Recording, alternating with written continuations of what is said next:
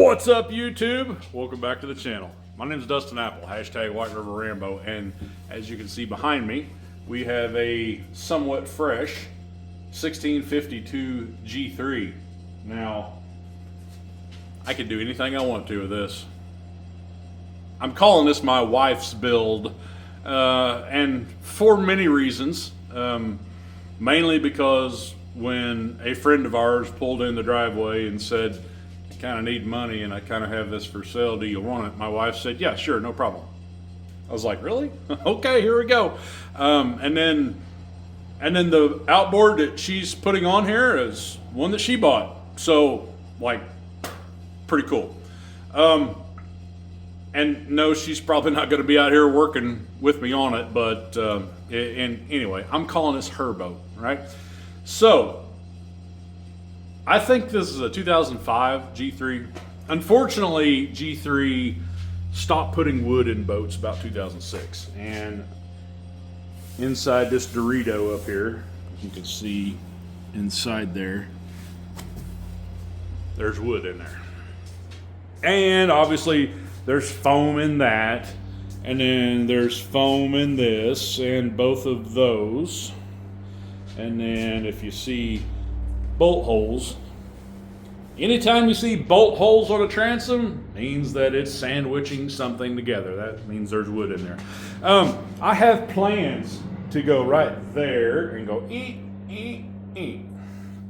make a tunnel hole out of it, because that outboard that she's got out there is a Yamaha F70 with a jet foot that I finally got purchased and installed last year. So that means this transom has to go way up here. So we're going to take that apart. I'm going to put you on a hyperlapse. We're going to cut on it for a little while, and then we're going to talk about it. Okay? That's kind of how this is going to go. I want to take a time to say thank you to everyone who has been following me for, man, like 13, 14 years right here on YouTube. That's where we got our start, right? We got our start working on boats. We got our start bow fishing and talking about all this stuff. Without you, I wouldn't have over 150,000 followers across all platforms. I wouldn't have like 2,000 uploads, and I wouldn't have this sweet little shop that I get to work in, even if it's 15 degrees out there, because, well, we just got our mini split put in, we spray foamed this summer, and then we built this small addition, which now houses jig tables. Okay? Jig tables, tools, clamps, and all my stuff for my welding, as well as the brands that I not only use on a regular basis, but occasionally work with, you know, as far as the welding industry. HTP has been super supportive of me throughout the years, and well, I use them on the channel here quite often. In this build, we're going to keep it short and sweet. I'm going to try to do all the fabrication work quickly in Hyperlapse to show you how I do it, and then we'll go back and kind of talk about why I do it. The reason I do that is kind of because it's a lot easier for me to film and a lot faster process. If I break down every single little thing and talk about it and then do it and talk about it and then do it, this thing would last for months. I don't have months. I literally have about 2 weeks to get this to where it's operational. Now, I'll already go ahead and tell you that when it does warm up a little bit, I got a wrap to put on here.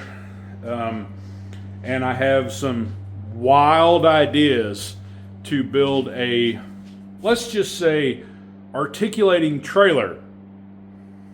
That should be fun.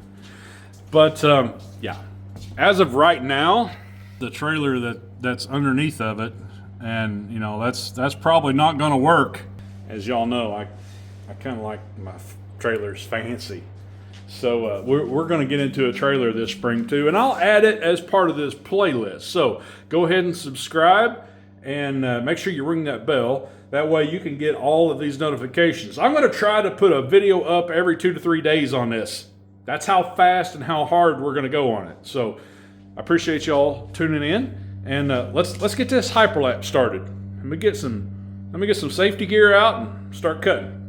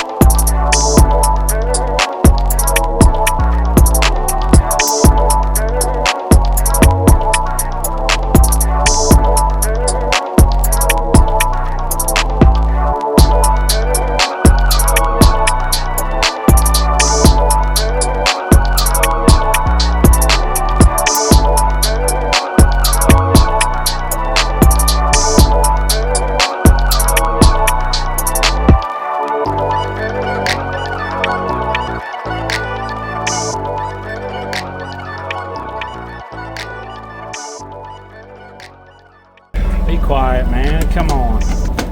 There. Okay. Now we can get to this part. That was like 7 hours. And well, the shop is destroyed, but got everything out of here. Well, not everything. I still ain't done the front. That's just that. And then both those. And then this. Now, when it comes to taking this stuff apart, you got to think about how it went together. Don't just go prying, because every bend you make is a bend that you got to take out. So anywhere you can get a carbide cutter on a seam, preferably just taking out the existing welds, is greatly going to benefit you in the long run. And that's what you guys were watching me do. My God, I swear every tool, it just seems like on a project like this, every tool comes out. The wild about that, and I cut the Hyperlapse off, was because it was frozen.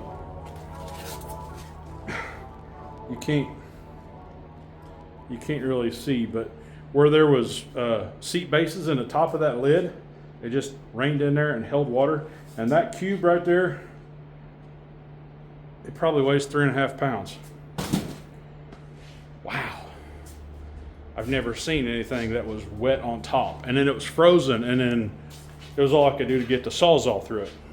Anyway, when we come back, I will have had this cut out. No sense in y'all watching that. I'll have this cut out, and we'll start talking about structure, building lids, and well, honestly, I probably better build that transom first. So we may leave all this for a minute and just go back there and start building transom, because I got in my mind what I want to do, but it is material specific. Everything has to be the right thickness.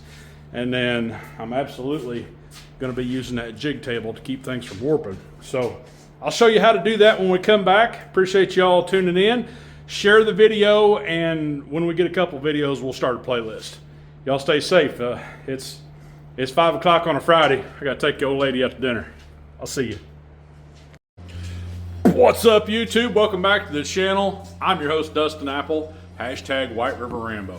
Now, as you can see behind me, we have a blank canvas of a 1652 low. No, it's not. It's a G3, dumbass.